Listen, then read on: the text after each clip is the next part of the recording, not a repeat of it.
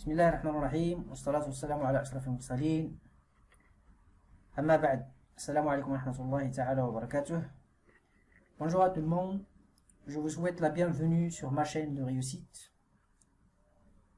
Je commence tout d'abord par une petite présentation de ce qu'on va essayer de voir ensemble.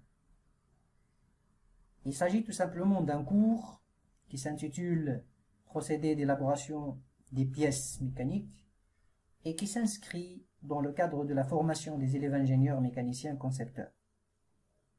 Ce cours vous sera présenté sous forme d'une série de vidéos de petite durée, généralement de 10 à 15 minutes. Comme ça, ces vidéos seront accessibles à tout le monde.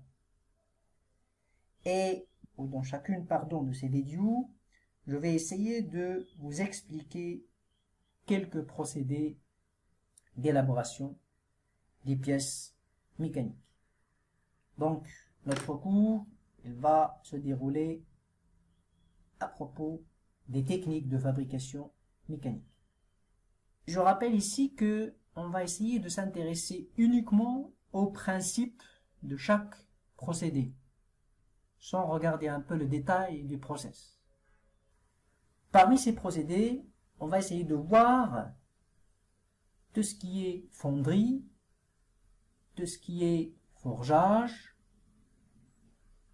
aussi l'usinage, le pliage, le soudage, le cintrage, le laminage, découpage et autres. La liste n'est pas exhaustive. Avant d'aborder ce sujet, j'aimerais bien vous présenter deux objectifs principaux.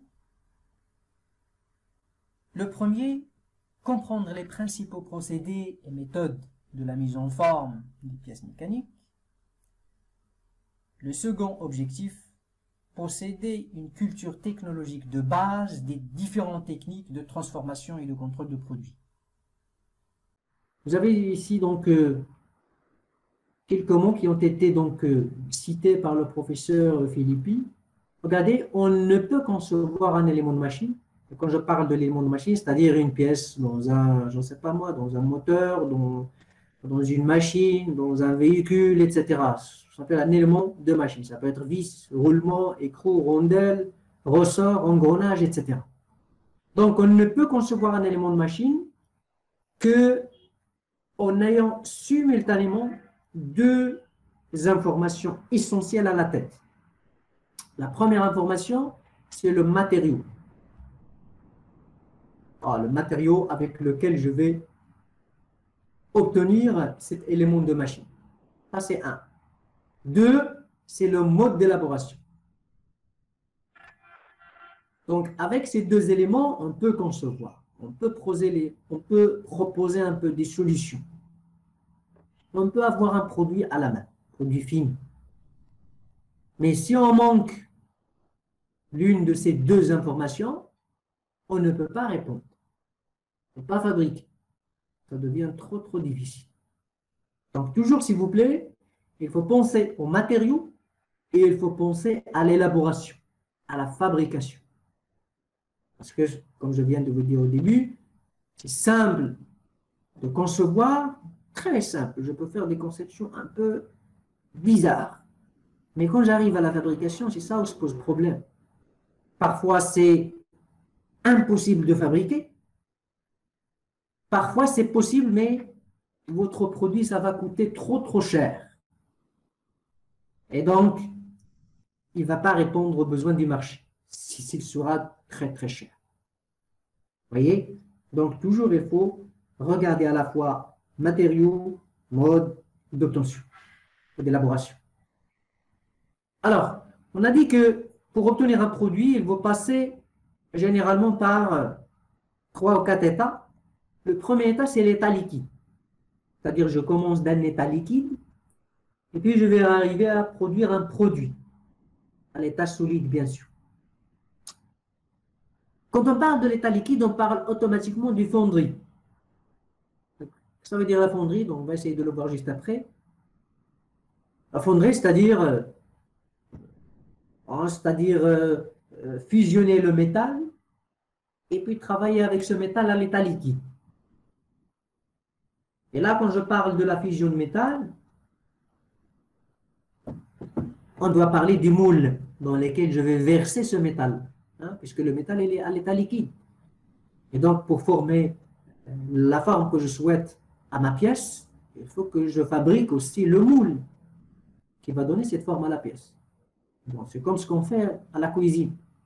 Vous avez des moules pour les gâteaux. Il y a des moules qui donnent un peu de décor très important, etc. Et donc, sauf que ici, le cas de gâteau, etc., on travaille à l'état pâteux. C'est-à-dire à partir d'une pâte, on va essayer de remplir nos moules. Et puis après cuisson, etc., voilà, vous avez le gâteau, il est prêt.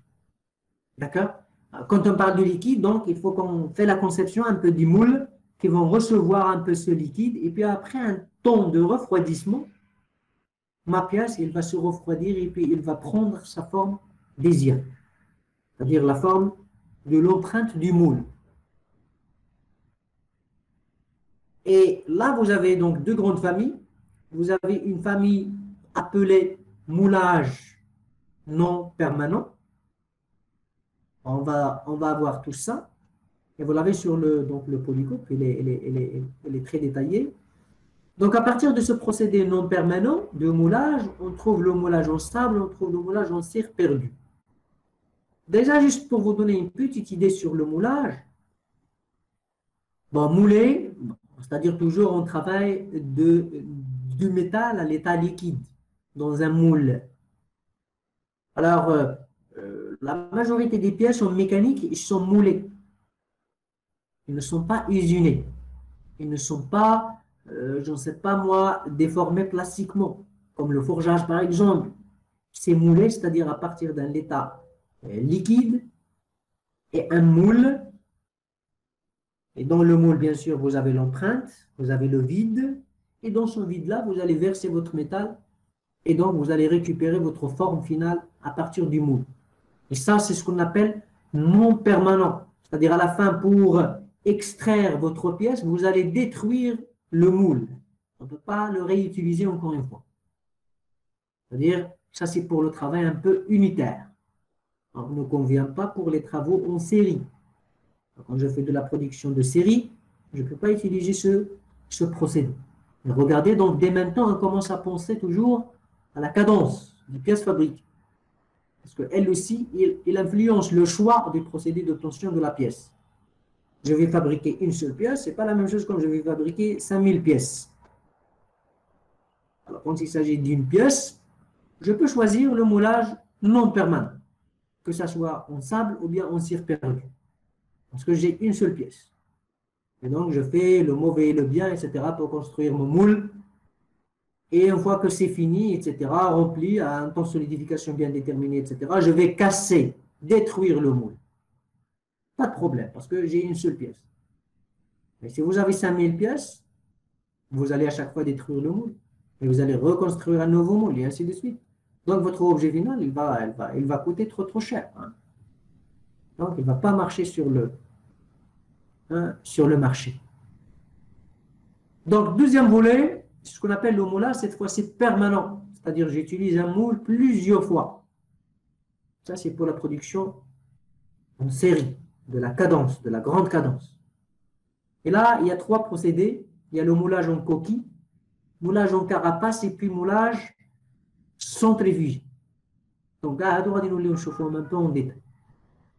L'objectif final de ce volet-là, c'est remplir l'empreinte. D'abord, l'objectif donc de ces procédés CAM, c'est remplir une empreinte du moule par de la matière liquide. Et puis, on laisse ce matériau liquide un certain temps pour se solidifier. Et puis après, on détruit ou non, ça dépend le type de procédé, est-ce que c'est permanent ou non permanent, pour récupérer notre produit fini ou semi-fini. Parfois, le produit déjà peut être utilisé, peut-être il peut être monté sur la machine. Et là, on parle du produit fini.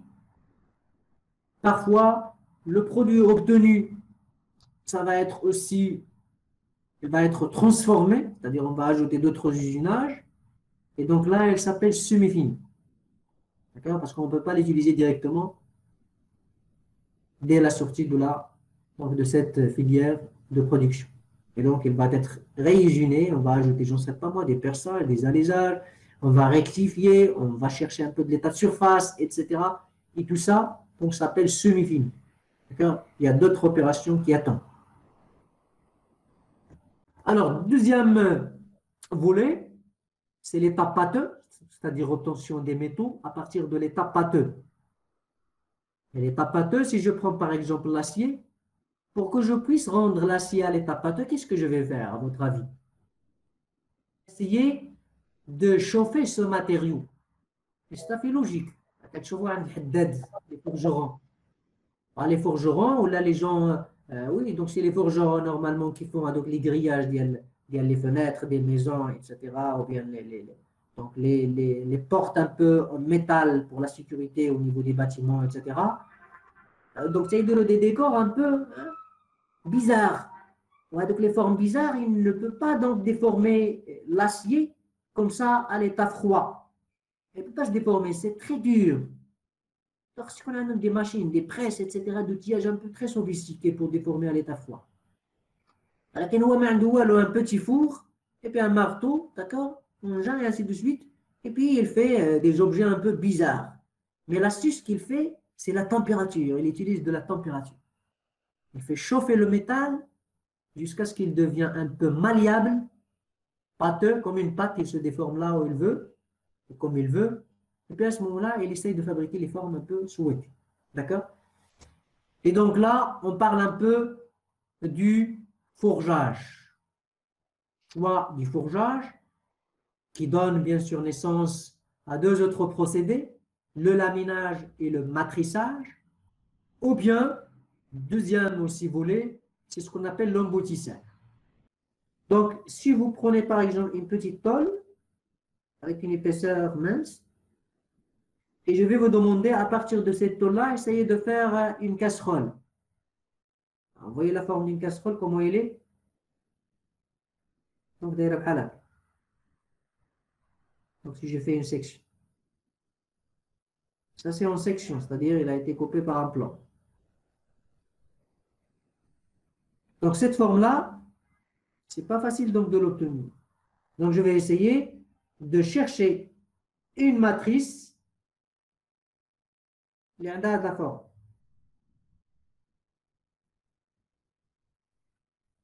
Une matrice, donc une pièce prismatique.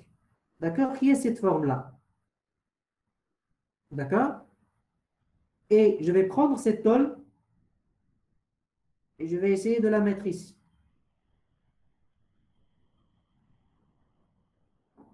Bien sûr, les travaux, etc., se font sur des machines. D'accord? Ce n'est pas comme ça à la main. D'accord? Parce qu'on travaille avec du métal. Donc, c'est un peu rigide. Une fois que j'ai fait dans l'étape 1, je vais appeler un outil, bien sûr, sur ma machine. Voilà, un outil pour avoir cette forme. C'est l'outil, c'est ce qu'on a de la forme. D'accord? Et l'outil, il va venir donc exercer un effort ici.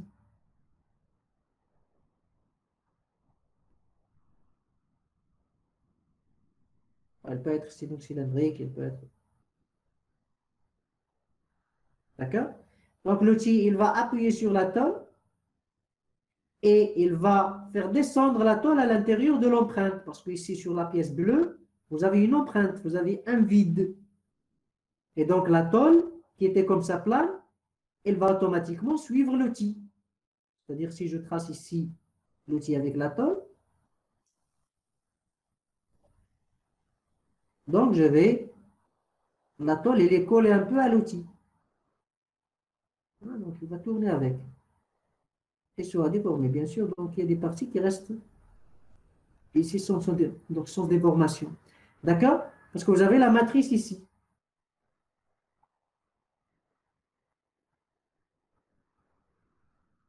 Donc c'est grâce à l'effort de l'outil, vous avez un effort ici F, vers le bas, il va appliquer l'effort sur la tôle et puis la tôle, il va se déformer d'une manière plastique. C'est de la déformation plastique. C'est une déformation permanente. Et une fois que l'outil arrive à fond, c'est-à-dire arrive ici, à la limite, au réglage fait, dans cette position numéro 2, je vais faire remonter, je vais enlever mon outil et je vais récupérer ma pièce. Donc, j'ai obtenu une casserole. D'accord? Voilà, c'est la fin de cette vidéo. Donc, je vous remercie pour votre suivi. Si vous avez des questions, n'hésitez pas à les poser. J'aurai un très grand plaisir de vous répondre. À une autre vidéo très prochainement. À très bientôt.